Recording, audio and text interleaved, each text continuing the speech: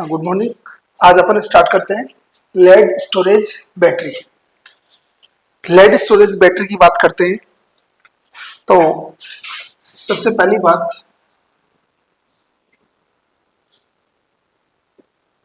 It is the type of secondary battery. यानी lead storage battery होगी, ये battery secondary battery का type है। जब अपन बैटरी को क्लासिफिकेशन करते हैं तो अपन बोलते हैं एक तो प्राइमरी बैटरी और एक अपन बोलते हैं सेकेंडरी बैटरी। प्राइमरी बैटरी वो होती है जिसको अपन चार्ज नहीं कर सकते, और ये जो बैटरी होगी ये शॉर्ट लाइफ के लिए काम करेगी, जबकि सेकेंडरी बैटरी ये चार्जेबल होगी और इसको अपन रीयूज कर सकते हैं, तो इसकी लाइफ है वो लॉन्ग रहेगी। सेकेंडरी बैटरी के अंदर जो लेड स्टोरेज बैटरी है तो ये अपने को एक कैथोड और एक एनोड लेंगे तब इससे अपने को वोल्टेज मिलेगा 2 वोल्ट। तो अपन ये बोलते हैं कि जो सिंगल एनोड एंड कैथोड का जो पेयर होगा वो पेयर अपने को 2 वोल्ट इलेक्ट्रिसिटी देगा। इसके अलावा अगर अपन इससे ज्यादा अमाउंट के अंदर इलेक्ट्रिसिटी लेना चाहते हैं तो उस कंडीशन में अपने को एक से ज्यादा यानी मल्टीपल कैथोड और एनोड है वो यूज करने होंगे। अपन जो एग्जांपल ले रहे हैं उस एग्जांपल में अपन बात कर रहे हैं 6 वोल्ट की बैटरी की, तो जिसके अंदर अपने को 3 कैथोड और 3 एनोड को एक दूसरे के साथ कनेक्ट करना होगा। तो लेड स्टोरेज बैटरी बनाने के लिए जो कवर अपन यूज करते हैं वो अपने पास एक रबर होता है जिसके अंदर ऑलमोस्ट 30% सल्फर ऐड किया हुआ होता है। अब इसके अंदर 6 वोल्ट की बैटरी अपन 6 वोल्ट की बैटरी का फॉर्मेशन कर रहे हैं, तो उसके लिए अपने को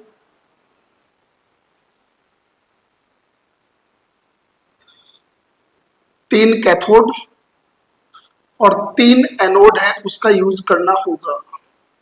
तो अपन ने ये 3 तो लगा दिए लेड की ग्रिड, यानी ये अपने पास है पीबी और ये यहां पे काम करेगा एज ए एनोड। और कैथोड के रूप में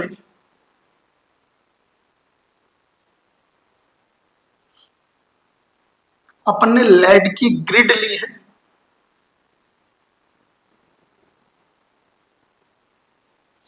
तो ये भी अपने पास लेड ग्रिड है जो पैक्ड है, पैक्ड बाय PbO2। ये यहां पे काम करेगी एज ए कैथोड।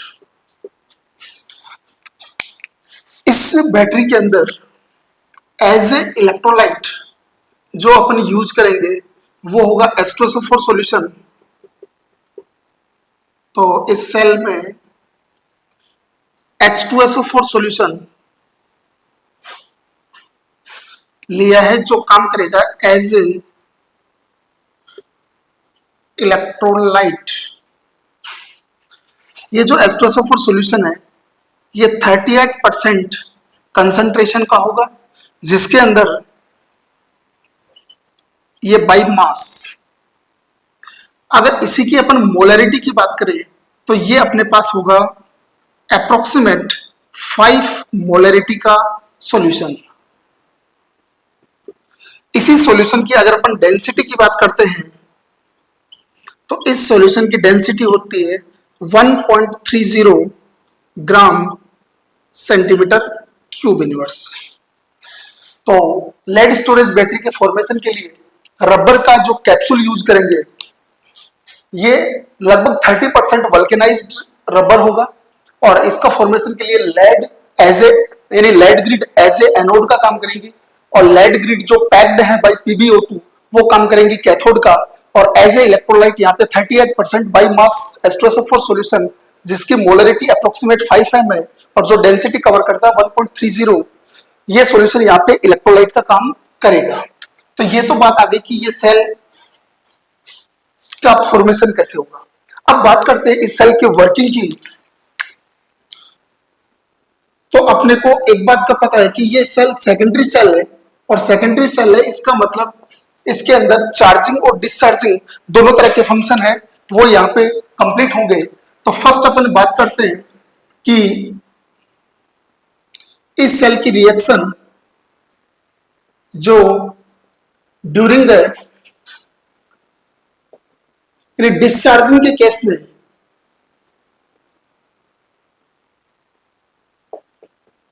या डिस्चार्जिंग का जो प्रोसेस होगा उस कंडीशन में इस सेल के अंदर किस तरह की रिएक्शन है वो कंप्लीट होंगे। तो अपने पास जो एज ए इलेक्ट्रोलाइट H2SO4 लिया है, H2SO4 डिकम्पोज होगा और ये यहां से फॉर्मेशन करेगा H+ ion plus sulphate ion. अब ये जो इलेक्ट्रोलाइट यहां पे डिकम्पोज हुआ है या आयोनाइज्ड हुआ है, ये आगे रिएक्शन के अंदर जाएगा तो एनोड के ऊपर एट एनोड अपन ने यूज किया था पीबी ऑक्सीडाइज होगा और ऑक्सीडाइज होके ये जाएगा Pb+2 में। अब ये Pb+2 है, ये सल्फेट आयन के साथ अटैच होके यहां से फॉर्मेशन करेगा PbSO4 का। तो यहां पे PbSO4-2 के साथ बनाएगा PbSO4, और ये रिएक्शन है ये अपने पास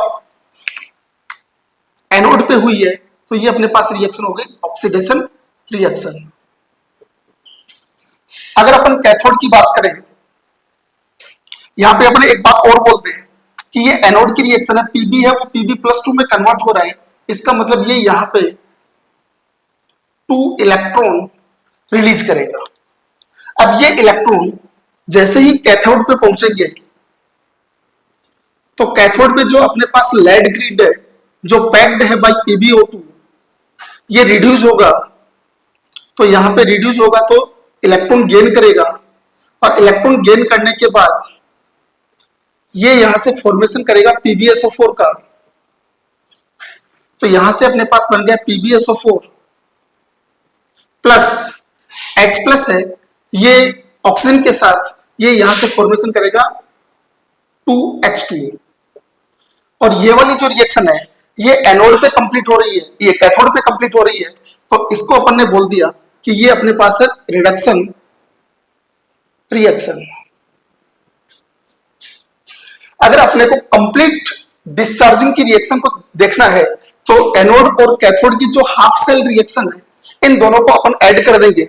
अगर दोनों को अपन ऐड करते हैं तो इलेक्ट्रॉन इलेक्ट्रॉन से कैंसिल आउट हो गए, तो अपने पास यहां पे PbO2 और ये जो अपने पास है इस पूरे को अपन यहां पे लिख सकते हैं 2H2SO4,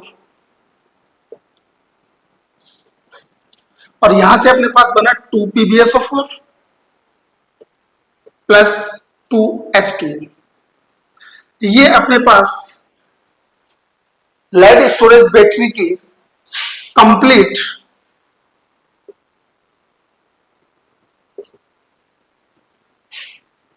डिस्चार्ज रिएक्शन हो गई। अब इस रिएक्शन के अंदर अपन देख रहे हैं कि H2SO4 है, ये H2SO4 डिकम्पोज होके या कन्वर्ट हो रहा है PbSO4 और H2O के अंदर। इसका मतलब during the discharging process concentration of H2SO4 regularly decreases. It means H2SO4 की डेंसिटी है वो कंटिन्यूअसली डिक्रीज होगी। तो अपन ने बोला था कि H2SO4 की इनिशियल डेंसिटी है वो अपन ने ली है 1.30, ये डिक्रीज होके जब 1.26 ग्राम पर सेंटीमीटर क्यूब के अप्रोक्स होगी, उस कंडीशन के अंदर ये सेल अपने पास डिस्चार्ज हो जाएगा, और उस केस में अपने को बाय द एक्सटर्नल करंट इसको दोबारा चार्ज करने की जरूरत पड़ेगी।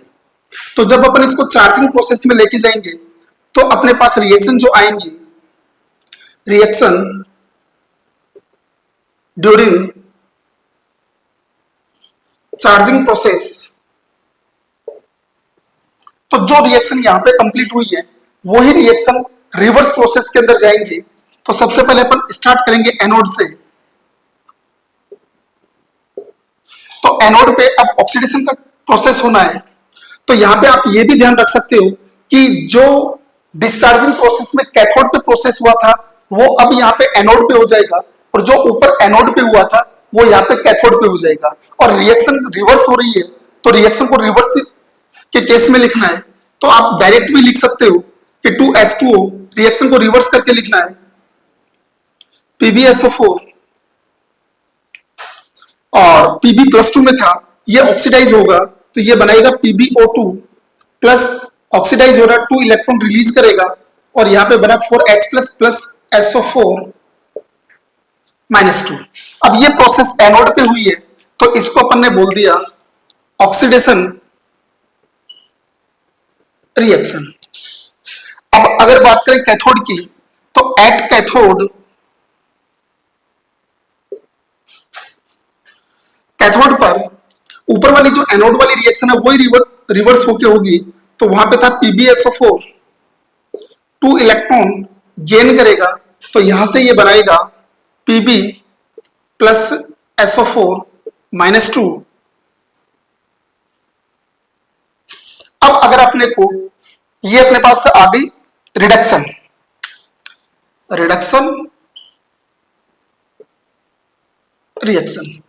अगर अपने को कंप्लीट चार्जिंग का प्रोसेस चाहिए तो दोनों रिएक्शन को ऐड कर दो तो इलेक्ट्रॉन से इलेक्ट्रॉन यहां पे कैंसिल हो गया तो यहां पे भी ये सेम ही रिएक्शन वापस आएगी।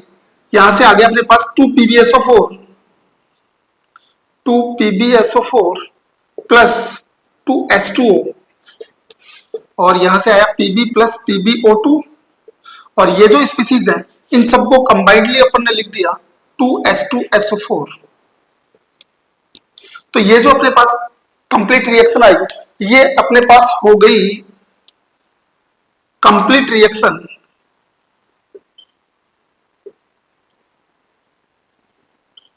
During the charging process. अब यहां से एक चीज और देखने को मिलती है कि डिस्चार्जिंग प्रोसेस और चार्जिंग प्रोसेस दोनों में होने वाले रिएक्शन एक दूसरे के अपोजिट हैं। इसका मतलब तो ये निकला कि ये सेल चार्ज और डिस्चार्ज होता जाएगा तो ये सेल काफी लॉन्ग लाइफ तक एक पर्टिकुलर वोल्टेज के साथ काम करना चाहिए। लेकिन अपन एक चीज देखते हैं कि जो अपन गाड़ी वगैरह के अंदर या इन्वर्टर के अंदर जो बैटरी यूज कर रहे हैं वो बैटरी लगभग 4 से 5 साल के बाद में डैमेज होती जाती है। तो इसका रीजन ये होता है कि यहां पे अपन देख रहे हैं कि Pb है, ये Pb कन्वर्ट हो रहा है PbSO4 के अंदर और PbSO4 है वो वापस कन्वर्ट हो रहा है Pb के अंदर।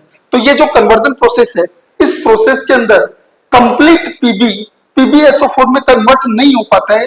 तो जो अपनी बैटरी का जो बॉटम होगा इस बॉटम के अंदर कुछ लेड की अमाउंट है वो कंटिन्यूअसली जमने लग जाती है और जैसे जैसे इसका लेवल बढ़ता जाता है वैसे वैसे बैटरी का वर्किंग है वो धीरे धीरे कम होती जाएगी। तो जैसे ही लेड की अमाउंट एक फिक्स लेवल से ऊपर चली जाती है उस केस में बैटरी है वो अपनी एफिशिएंसी खो देगी और उस केस में अपने को बैटरी को चेंज करना पड़ेगा। तो ये अपने पास कंप्लीट था लेड स्टोरेज बैटरी जिसमें अपन ने फॉर्मेशन की बात की और फॉर्मेशन के बाद ये किस तरह से वर्किंग करेगी उसकी बात की। फॉर्मेशन में अपन ने बोला कि भाई जो रबर का कैप्सूल था जो 30% सल्फर वल्केनाइज्ड रबर है उसके अंदर Pb एनोड और lead grid packed by PbO2 as a cathode work करेगा। इलेक्ट्रोलाइट की फॉर्म में अपन ने 38% बाय मास जो 1.30 ग्राम पर सेंटीमीटर क्यूब डेंसिटी वाला सॉल्यूशन है H2SO4 का वो यहाँ पे एज ए इलेक्ट्रोलाइट यूज करेंगे। और वर्किंग की बात की तो वर्किंग में डिस्चार्जिंग और चार्जिंग दोनों प्रोसेस के अंदर रिएक्शन एक दूसरे के विपरीत अपोजिट जाएंगी और यहां से अपन कैथोड एनोड की पूरी रिएक्शन बता के और इस सेल की बातें कर सकते हैं। ठीक है, ओके।